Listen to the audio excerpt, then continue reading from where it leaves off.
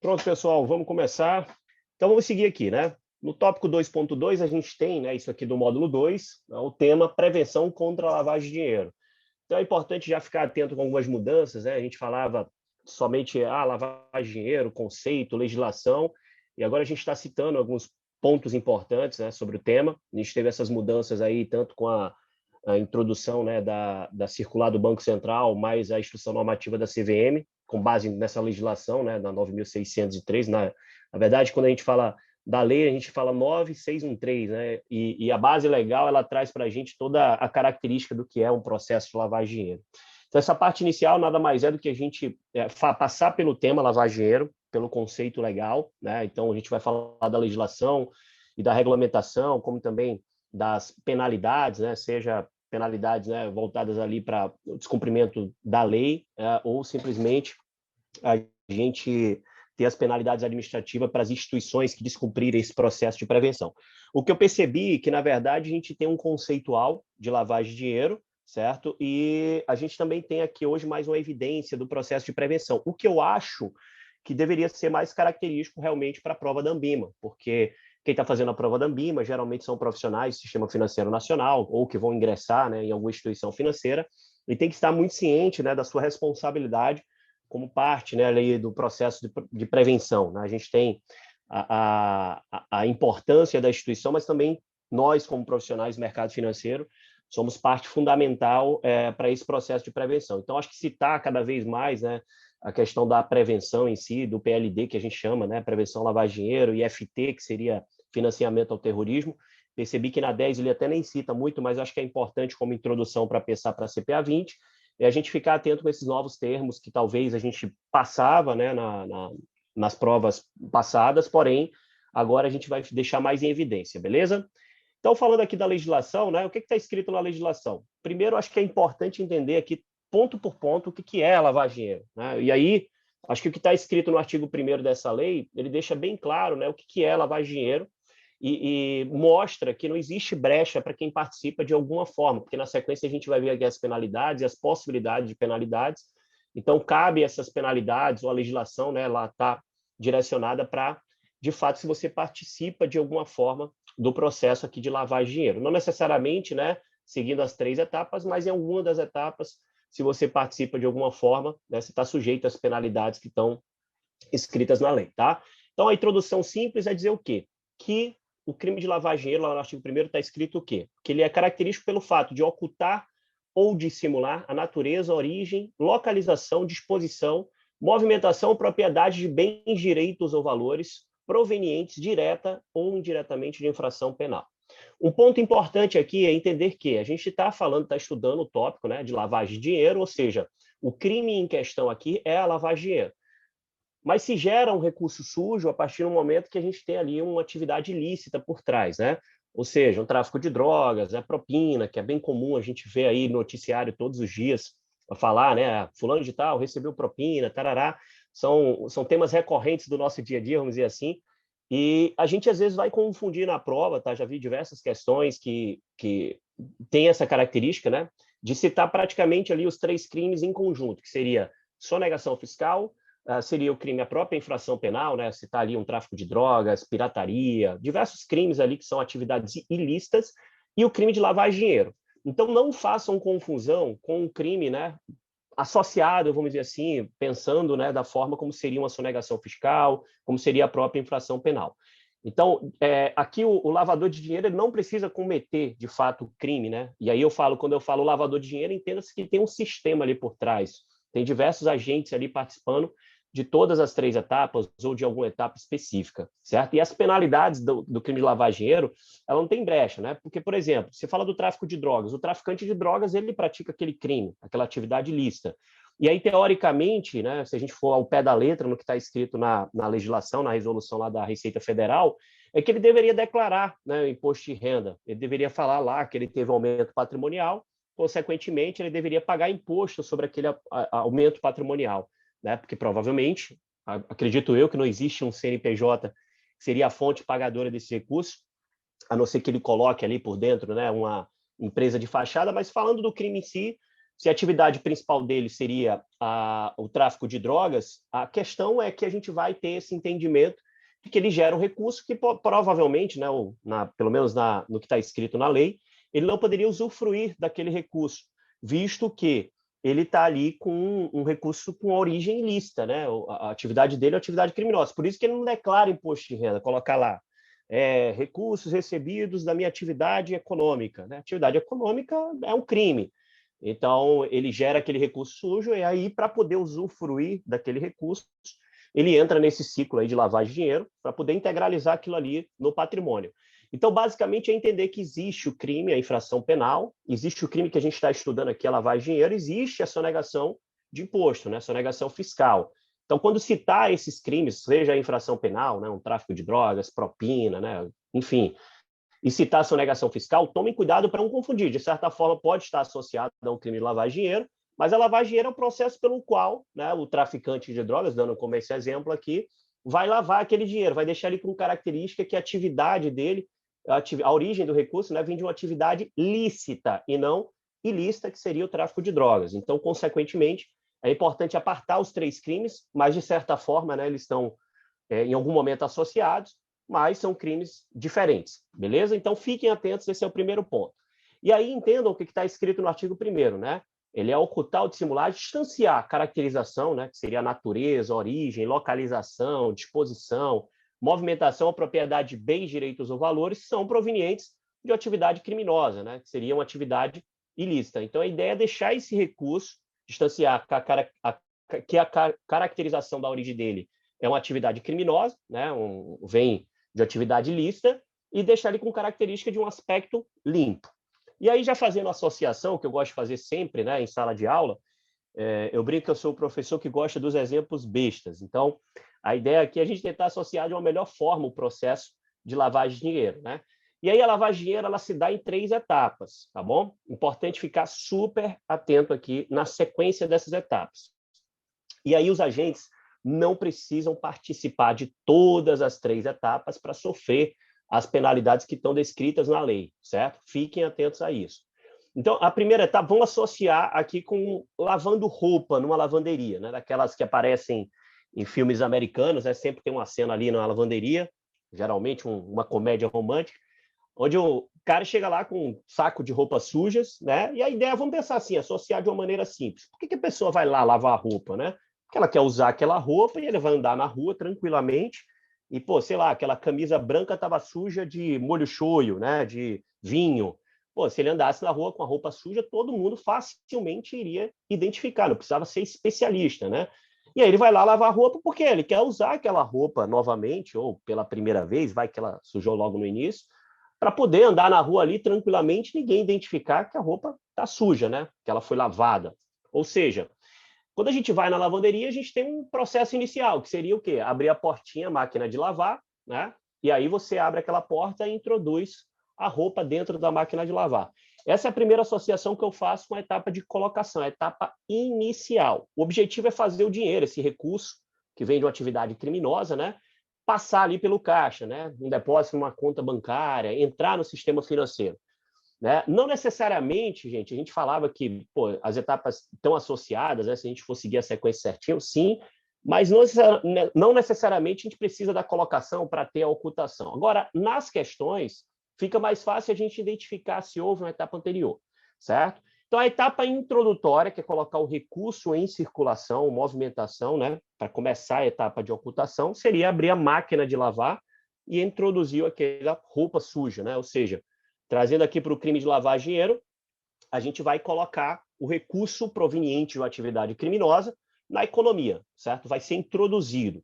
Na segunda etapa, aí é quando a gente fecha a portinha ali, opa, e vocês apertam um botãozinho, e aí a gente tem aquele movimento, né, internamente lá na máquina, que é circulando, movimentando de diversas formas o recurso, no caso aqui com associação à roupa suja, né, para que quando a gente retirar aquela roupa, ela esteja limpa, né, esteja com aspecto limpo. Mas, sei lá, você pode tirar aquela roupa, opa, ainda está suja, coloca novamente, né? Então, aí você vai movimentando, ou seja, é a fase onde você dificulta o rastreamento da origem. E quando você tirar aquele recurso, tirar aquela roupa, né, vai que ela foi suja lá de molho shoyu, se você colocar a olho nu, você não conseguiria identificar que a origem da sujeira ali foi, né, molho shoyu, vinho, enfim. A ideia é você lavar a roupa de tal forma que, na última etapa, você possa usar aquela roupa tranquilamente, andar na rua, e ninguém vai identificar que ela estava suja, né? De repente está parecendo que ali é uma roupa nova. Então, o lavador de dinheiro vai ter essa preocupação, vai movimentar tanto aquele recurso, né? Ou seja, para dificultar a caracterização da origem. Lembra que o que está escrito lá na legislação é distanciamento, ocultação, dissimulação, né, da origem, ou seja, caracterização que aquele recurso ele é proveniente de uma atividade criminosa, da infração penal. Tá? Então, depois de tanto movimentar diversas transferências, diversos pagamentos, né, várias movimentações, o lavador de dinheiro, por exemplo, que eu dei o traficante de drogas, consegue integralizar aquele recurso ao seu patrimônio, né, caracterizando que a origem dele veio de uma atividade lícita e não da origem principal, que seria a atividade criminosa dele. Ok? Então, o processo ele acontece nessa sequência, né? Não necessariamente você precisa participar, né, lavador de dinheiro, participar de todas as etapas para sofrer as penalidades, ou seja, a gente vai perceber que aqui não tem brecha. Participa de alguma forma de uma das 3 etapas, ou simplesmente nem usufrui, né, da fase de integração, que é você receber aquele recurso, você pode sofrer as penalidades que estão previstas na Lei 9613. Beleza? Então, ponto importante, eu sempre gosto de dar uma dica aqui, aquela dica de ouro, né, para fazer a prova, que é aquele tal COIN, que alguém já deve ter escutado, né? Ou seja, aqui para a gente saber as 3 etapas, né, não é dica de decoreba, mas fica fácil a gente identificar na prova, elas são aqui na sequência, né? Primeira etapa, a introdução do recurso na economia, etapa 2, a etapa de movimentação, que é a ocultação, e a última etapa, a etapa 3, seria a integração, né? Que é o recurso de volta ali com aspecto de que a origem é uma atividade lícita, né? Então, ou seja, as 3 etapas aqui na sua sequência, né? Colocação, ocultação e integração, que formam a palavra coin, né? Que eu brinco que é no bom português, moeda em inglês, beleza? Então, aqui só uma dicasinha que eu acho que é importante, né? Todo mundo usa, porque às vezes cai uma questão boba perguntando das 3 etapas, e aqui fica mais fácil a gente não errar essa questão de forma alguma, porque a gente não esquece a sequência. Então, colocação, ocultação e integração, beleza? Então, seguindo aqui em frente, a gente tem as penalidades, né? E aí, lembrem-se, né? A gente vai entender aqui para quem cabe essas penalidades. Então, penalidade. Pena, a questão que é característico demais da prova, deve-se manter essa questão, certo? Que fala das penalidades, que é uma penalidade, na verdade, vai ser a reclusão de 3 a 10 anos e multa. Reclusão e multa, né? Não é um ou outro, é reclusão, então pode ficar preso de 3 a 10 anos e vai pagar a multa. Um ponto importante, gente, que a gente tem que ficar atento, assim, gravem na cabeça reclusão, certo? Às vezes aparece na prova lá nas alternativas detenção, e aí existe uma diferença jurídica, né, de reclusão para detenção que não cabe a gente comentar aqui, uma é mais rígida do que a outra, né, porque aqui é um crime realmente característico por ser, né, vamos dizer assim, um dos mais rígidos do país, vamos dizer, né, acho que do mundo, e aí a gente teria aqui a característica da reclusão, talvez como mais forte, mas não fiquem atentos ou preocupados com essa terminologia, né, essa diferença, mas não marquem detenção, porque vai aparecer lá numa das alternativas detenção de 3 a 10 anos e multa, né? Aqui eu acho que talvez a principal preocupação seria se era reclusão e multa ou reclusão ou multa, e na verdade são as duas, tá? Então pode ficar preso, reclusão de 3 a 10 anos e multa. E aí o mais importante é entender que aqui não é para quem pratica apenas o crime, né? Porque nesse tópico 1 está escrito aqui claramente, ó, incorrem na mesma pena, ou seja, reclusão de 3 a 10 anos e multa para ocultar ou dissimular, para quem, né? Ocultar ou dissimular a utilização de bens, direitos ou valores provenientes de infração penal, os converte em ativos lícitos, ou seja, fez todo o processo. Mas, além dele, para quem adquire, recebe, troca, negocia, dá ou recebe em garantia, guarda. Tem um caso aqui, né, que aí eu nem averiguo se aconteceu de fato, mas, por exemplo, já teve numa das citações que um fulano de tal guardou umas malas num apartamento em Salvador, né, na casa de um amigo. Então, poxa, esse amigo só guardou, mas se for investigado e verificar que ele sabia do que se tratava, também ele pode correr aqui as mesmas penalidades que aconteceu para quem estava lavando aquele dinheiro, para quem tinha aquele recurso proveniente de uma atividade criminosa, tá? Então, guarda, tem depósito, movimenta ou transfere, importa ou exporta bens com valores não correspondentes aos verdadeiros. E, além deles, também, para quem utiliza na sua atividade econômica ou financeira bens, direitos ou valores provenientes de infração penal, participa de grupo, associação ou escritório, tendo conhecimento que a atividade principal ou secundária também é dirigida, né, à prática dos crimes de lavagem de dinheiro. Acho que é importante a gente lembrar de alguns, né, processos que a gente teve aí ao longo do tempo, né, com a Lava Jato. Teve lá também um dos políticos que foram presos, foi preso ele e a esposa, né, que a esposa estava portando ali joias que eram provenientes, né, de um recurso que estava sendo lavado com joias. Então teve lá, esse fulano foi lá e comprou, acho que cerca de 7 milhões de reais, né, lavou em joias compradas nessa joalheria. A joalheria foi citada, mas tinha todos os recibos de compra, né, e aí conseguiu caracterizar que, de fato, aquele recurso, a origem, era de uma atividade ilícita, né, era propina. Então, a pessoa que estava usando, a esposa dele que também estava portando essas joias, né, foi presa. Então, enfim, para entender que não precisa praticar o crime de lavar dinheiro, né, transformando o recurso oriundo de uma atividade criminosa em um recurso, teoricamente, né, de origem característico de uma atividade lícita. Tá? Então, participou de alguma forma, não tem brecha na lei, pode sofrer as penalidades, que é reclusão de 3 a 10 anos e multa, não é ou, tá? E multa. Ou seja, né, ficam sujeitos às punições aplicáveis aos crimes de lavar dinheiro, todos que de alguma forma contribuem para qualquer uma das etapas desse processo. Então, não tem brecha, fiquem atentos, e é por isso que a gente estuda bastante no nosso dia a dia, é recorrente esse tema, né, de lavagem de dinheiro.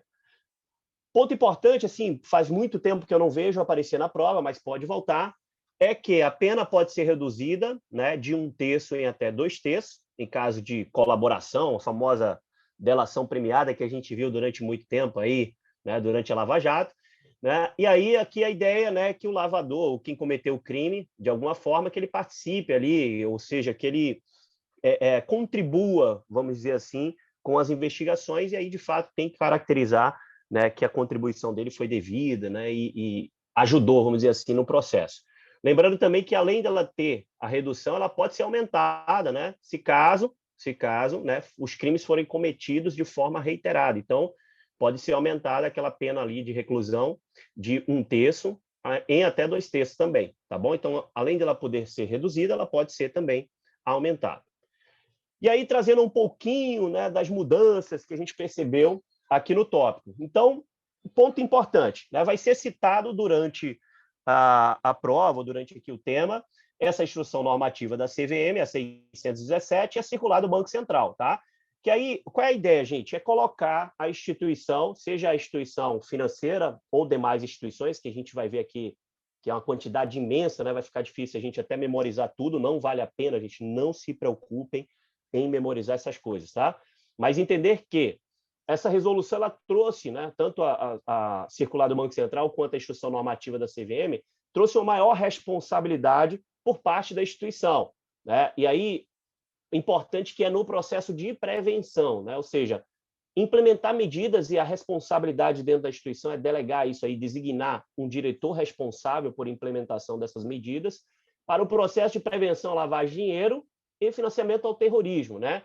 E aí, gente, é importante que isso traz, de certa forma, um pouco mais de flexibilidade, porque não existe mais aquela cartilha pronta, que qualquer tipo de instituição que está sujeita ali a esse processo de prevenção deveria cumprir, porém, ela traz mais responsabilidade, é um protagonismo maior das instituições. Até eu estava vendo alguns aspectos, estudando a legislação, que, por exemplo, a gente citava muito, né, que qualquer movimentação suspeita, a instituição deveria encaminhar lá, comunicar ao COAF, né? Poxa, mas tem movimentações que parecem ser suspeitas, mas a instituição consegue tratar, né, na área interna, no compliance dela.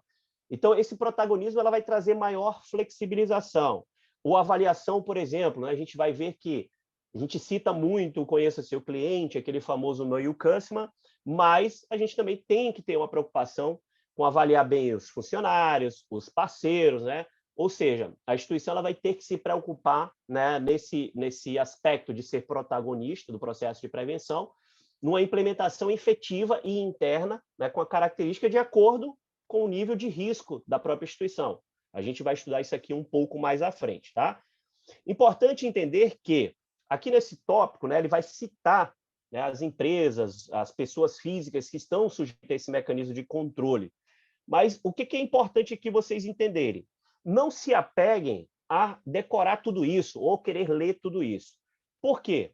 Claramente, o que for instituição financeira, né, a Ambima subtende-se que você conhece o que é instituição financeira.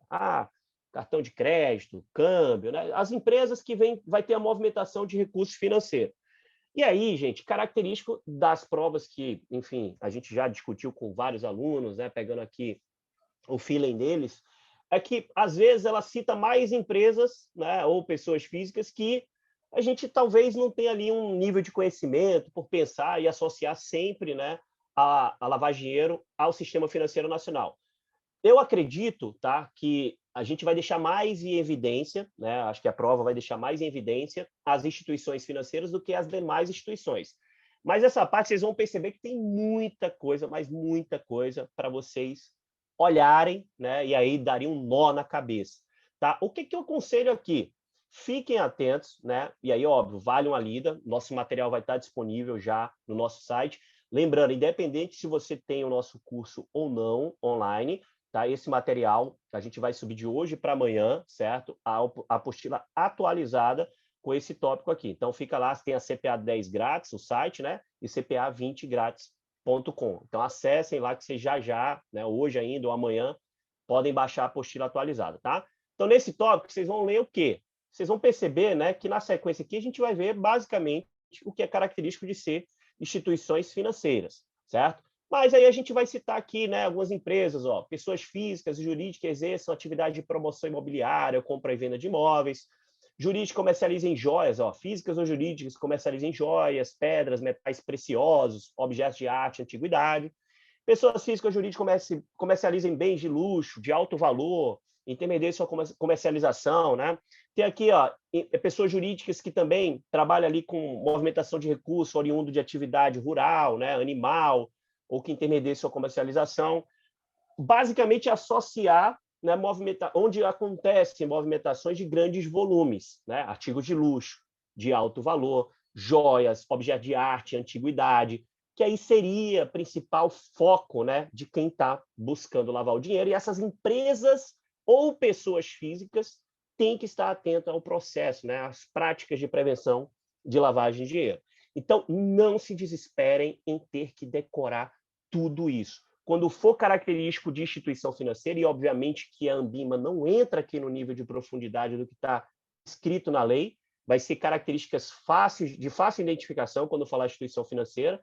E quando eu falar outros tipos de instituição, lembrem de movimentação de grandes volumes, certo? Então, empresas que comercializam joias, pedras, metais preciosos, objetos de arte, antiguidade, não fiquem desesperados em ter que decorar tudo isso aqui. Primeiro, acredito que a grande maioria, a não sei quem seja expert aqui em memorização, conseguiria decorar tudo isso.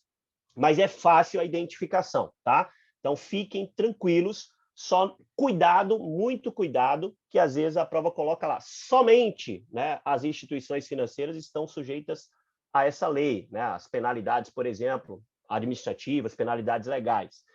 Fiquem atentos que existem outras empresas, né, ou pessoas físicas que movimentam grandes recursos que também estão sujeitas às penalidades, seja administrativa ou penalidades legais, tá bom? Então, o que está escrito aqui, ó?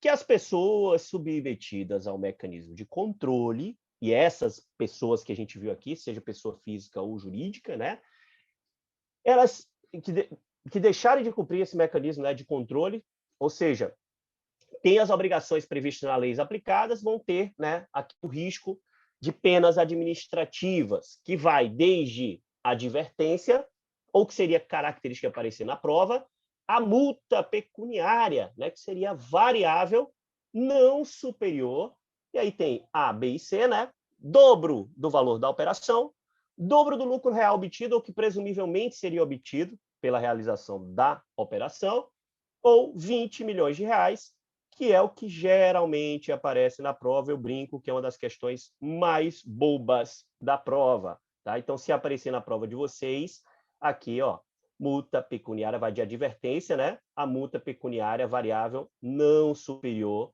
ao dobro do valor da operação, dobro do lucro real obtido, ou que presumivelmente seria obtido, né? E aí limitado aqui, ó, variável não superior a 20 milhões de reais. Por que eu digo que é uma questão super simples na prova? Porque vai estar lá A, B, C e D, 2 mil, 20 mil, 200 mil, 20 milhões. Então, eu brinco em sala de aula, que aqui basicamente é para entender se você sabe quantos zerinhos tem, né, em 20 milhões de reais. Então, fiquem atentos. Isso aqui é uma questão que geralmente aparece, né, que são as penalidades aqui administrativas, para quem deixa de cumprir esses mecanismos de controle, certo? Ou seja, quem é conivente ali com a situação de fazer vista grossa, né? Quem não fizer o processo ali do conhecer o cliente, e aqui vai ficar cada vez mais em evidência, porque lembrem-se que agora as instituições, na verdade, desde outubro de 2020, que as instituições agora têm um protagonismo nesse processo de prevenção, tá? Então, as empresas, né, ou as pessoas físicas, aquelas que a gente viu aqui em cima, que são bastante, né, a gente tem que ficar atento que, se deixarem de cumprir ou, né, caracterizar que foram, né, de certa forma, assim, deixaram o processo frágil, né, ou simplesmente facilitaram, né, que seja por um descumprimento do processo de prevenção ou não ter, né, um sistema que pudesse identificar algumas informações dos clientes, característica ali de ter essas sanções, né, que seriam vai de advertência até a multa pecuniária variável não superior, que é mais característica da prova, os 20 milhões de reais. Mas válido também lembrar que é o dobro do valor da operação, dobro do lucro real obtido, ou que presumivelmente seria obtido, tá? Além disso, né, penalidades aqui no caso administrativas, a gente tem a inabilitação temporária pelo prazo de até 10 anos para o exercício, né, de tudo que está escrito ali no artigo, aquilo que a gente viu aqui está no artigo 9º da lei, tá? Então, seria as empresas, né, todas as empresas que apareciam aqui em cima, estão lá dentro da Lei 9.613, né, no artigo 9º, tá bom?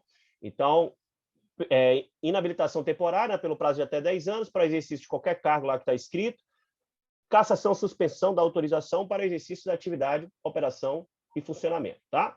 E aí é importante citar, né, que aqui foi criado no âmbito do Ministério da Economia, que na verdade, né, foi criado lá no Ministério da Fazenda, vinculado ao Ministério da Fazenda, né, em 1998, o Conselho de Controle de Atividades Financeiras, certo? Hoje, o COAF, na verdade, no início desse governo, passou a ser vinculado ao Ministério da Justiça, depois foi vinculado ao Ministério, né, da Economia, e depois, com essa medida provisória aqui, passou lá, né, transformou o COAF, né, em Unidade de Inteligência Financeira, vinculado ao Banco Central, tá bom? Então, a ideia, né, é que o COAF seja esse Conselho de Controle de Atividades Financeiras, mas não é o COAF que manda prender ali o criminoso, ele verifica, né, ele tem o controle das movimentações, sejam elas de acordo com um determinado valor, ou sejam elas lá características de operações suspeitas, beleza? E aí, lembrando, gente, que é o COAF que fica atento, né, também a essas penalidades administrativas aqui, tá bom? Então, seguindo em frente aqui, grande novidade, e aí atenção especial, certo? Atenção especial aqui a esse tópico, porque a gente vai ter aqui, né, a introdução de um novo assunto, que seria a grande, talvez, mudança aqui, né, ou a citação, né, a gente voltar a falar um pouquinho do acordo internacional, mas aqui a parte que, vamos dizer assim, que seria característico, né, que poderia ser característico do tema e aparecer na prova agora com as mudanças, seria esse tópico 2.2.2 da CPA 10. Então, vamos lá. O que é isso? É um modelo de abordagem baseada em risco. Eu vou ler a primeira parte aqui e a gente vai falar um pouquinho desse modelo, certo? A abordagem baseada em risco da instituição, ela determina o quê? Que elas vão precisar entender que todas as instituições, sejam elas financeiras ou não, precisar entender claramente todos os riscos da lavagem de dinheiro que afetam os seus negócios e adaptar todo o seu sistema conforme ali o nivelamento de risco, a gente vai ver aqui na sequência, né, a avaliação interna de risco, certo? Então, adaptar todo o seu sistema para tratar a natureza de cada risco que tenha, certo? E aí essas medidas têm que ser acentuadas onde os riscos forem maiores, ou seja, internamente a gente vai ter que ter um nivelamento, né, das atividades exercidas pela instituição, onde vai ser característico talvez ali um maior potencial risco, e aí, consequentemente, uma maior rigidez no processo de prevenção, né? A ideia aqui é que as instituições direcionem de fato, né, sendo protagonistas desse processo de prevenção, direcione o seu foco nas áreas que têm um potencial risco, certo? Eu costumo dizer, depois que eu li isso aqui, que na prática, quando a gente fala de instituição financeira, apesar dela seguir todas as regras, todas as normas, né, toda a legislação, ela internamente ela já tinha uma característica de avaliação dos seus níveis de negócio, né, dos seus níveis de risco para cada negócio, de hierarquia, de cargo, ou seja, funcionários têm acesso a algumas informações e outros não, enfim, tá? Mas a ideia é que, com a análise individual de cada transação, de cada nível de negócio, fique mais claro para a instituição onde ela precisa gastar mais energia. E aí, por isso, né, que ela vai ser mais protagonista. Às vezes traz um pouquinho mais de liberdade para ela se relacionar com alguns clientes, parceiros, enfim, mas ao mesmo tempo a rigidez, né, desse processo de prevenção ela vai ser um pouco maior. E aí cabe cada instituição definir que tipo de risco ela vai correr ou não, tá? Então tem que ficar atento que a citação da abordagem, né, baseada em risco, às vezes assim, pode ser que ela não fique tão clara de imediato, mas para quem pensar a instituição financeira vai entender, né, que esse processo é muito tranquilo quando a gente caracteriza aqui, né, a instituição financeira. Fica fácil a gente ter esse entendimento, tá bom? Dentro desse processo da abordagem, né, do modelo de abordagem baseado em risco, a gente tem aqui a avaliação interna do risco. E aí a citação clara das instituições financeiras, certo? Que seria, né, ela realizando a avaliação interna dela de risco com o objetivo de identificar e mensurar o risco, considerando ali o nível de negócio, considerando o potencial risco dentro da própria instituição, certo? Então, lembra, aqui veio, né, veio da parte que estava escrito tanto na base da legislação, né, da Lei 9613, mas também da instrução normativa da CVM e também da circular do Banco Central, certo? E aí é importante entender, né, que esse processo traz mais protagonismo para as instituições financeiras, certo? Ou seja, a instituição ela vai avaliar internamente se a operação de fato é caracterizada suspeita, por exemplo, para seguir ou não. Todas as normas que a gente, né, tinha, por exemplo, elas eram padronizadas, e agora fica a critério da instituição assumir o risco de acordo com essa avaliação interna que ela vai ter dentro da própria instituição. Tá? Então, é importante entender o protagonismo, mas, ao mesmo tempo, entender que aumenta o risco. E aí, quando ela vai identificar o risco dos negócios, ela vai ter que considerar, no mínimo, né, os perfis de risco, tanto dos clientes quanto da instituição, né, incluído o modelo de negócio e a área geográfica da atuação, operações, transações, produtos e serviços, abrangendo todos os canais de distribuição e a utilização de novas tecnologias, das atividades exercidas também pelos funcionários, parceiros e prestadores de serviços terceirizados, né? O que teoricamente já acontecia claramente para as instituições financeiras, mas que a gente percebe que agora é mais citado para efeito de prova, tá bom? Então, essa avaliação ela pode ser realizada de forma centralizada, né, a instituição do conglomerado prudencial e do sistema também cooperativo de crédito, né? As instituições que optarem por realizar essa avaliação interna de risco devem formalizar essa opção em reunião de conselho administrativo. E lembrando que, né, tem que designar um diretor para cuidar dessa implementação, né? E a responsabilidade recai pela implantação e implementação, né, pela diretoria da instituição, tá bom? Então, fiquem atentos que essa grande mudança para efeito de prova, teoricamente fica fácil identificar, mas é importante a gente passar aqui pelo ponto para poder entender a característica do que é a abordagem baseada em risco, né? E dentro do conceito de avaliação interna da própria instituição, com os riscos, né? Os níveis de risco de cada negócio por ela realizado. Beleza? Seguindo em frente aqui, ó, política direcionada às características e riscos relevantes da instituição, nada mais é do que aquele que a gente já citou, né? Risco identificado deve ser avaliado junto, né, quanto à sua probabilidade de ocorrência e os impactos financeiro, jurídico, da reputação socioambiental para a instituição, vocês estão percebendo que não é nada de outro mundo. É a situação do que a gente fala, né? Da abordagem baseada em risco, avaliação interna de risco, quais são as políticas, né, que são características de riscos relevantes e aí direcionadas para a instituição assumir esse protagonismo, certo? Então, definir categorias de riscos, que aí vai ter um controle mais efetivo. Deve utilizar também subsídio de avaliação interna de risco, quando disponíveis, né, também avaliando, né, por entidades públicas do país, também falando de lavagem de dinheiro, financiamento ao terrorismo. Então, o importante é mais entender que existe hoje, por parte das instituições, a adoção de um protagonismo baseado no risco ou nos níveis de risco da própria instituição. Então, tem uma mudança, né, absurda, ou seja, aqui o que a gente tem é uma caracterização de entender que o protagonismo e responsabilidade da instituição, né, ele aumenta. Então, não traz ali aquela necessidade de qualquer tipo de instituição que a gente citou ali em cima ter essa característica padronizada, né? Traz um protagonismo de acordo com a abordagem baseada no risco da instituição, ok?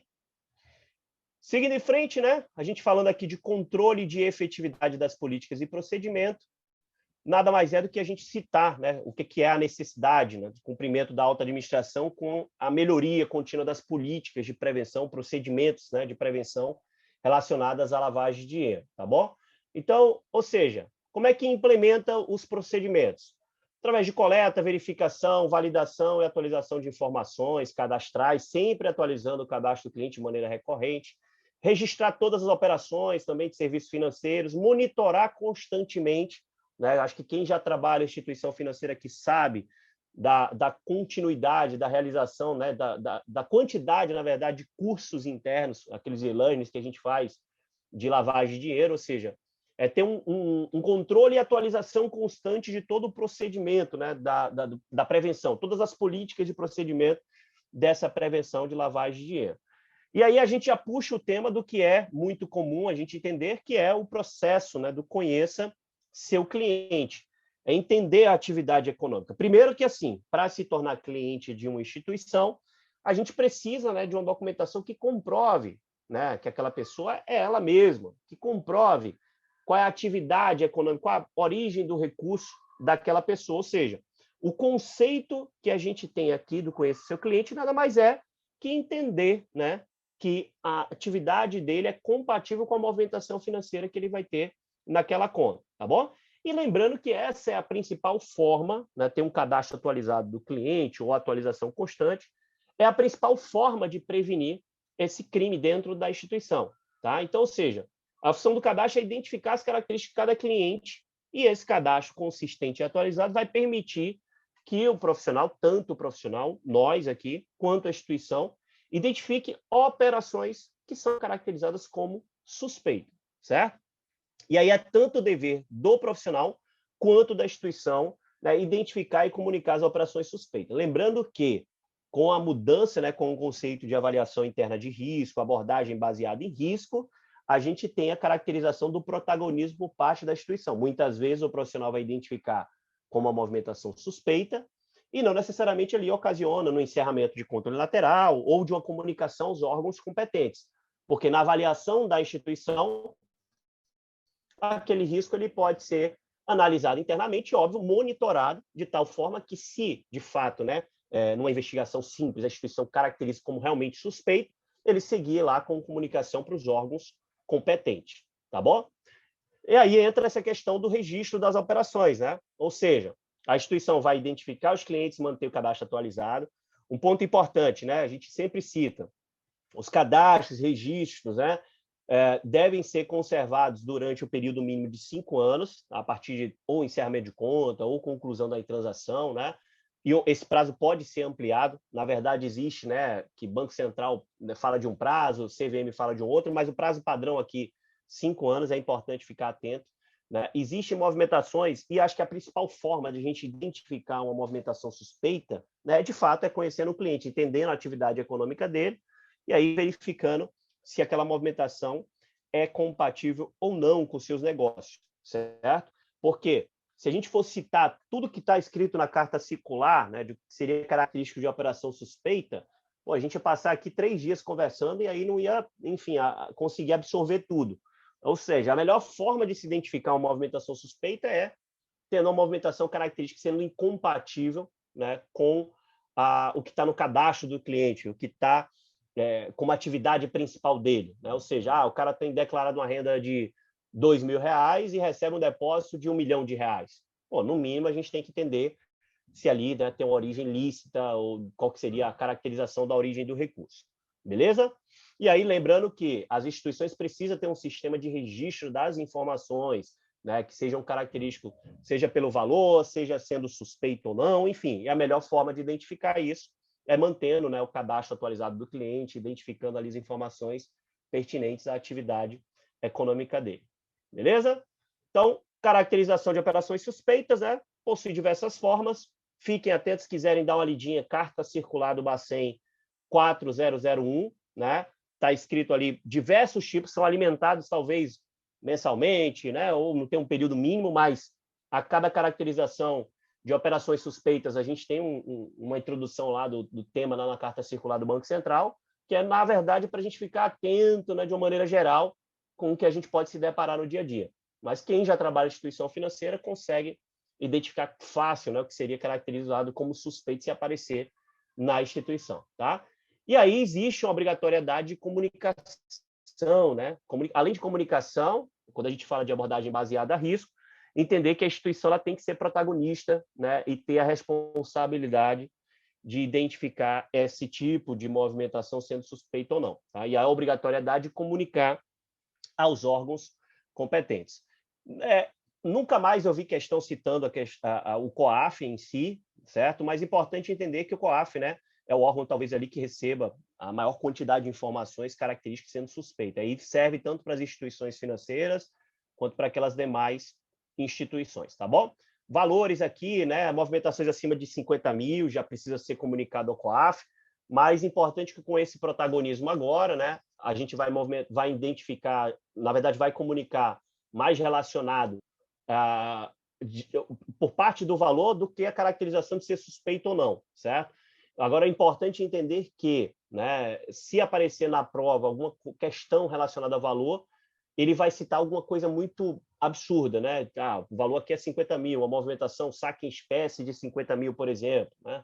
Pô, acima de 50 mil, ele vai citar, sei lá, uma solicitação de empréstimo de R$ 1 milhão e quitar esse empréstimo com recurso em espécie, né?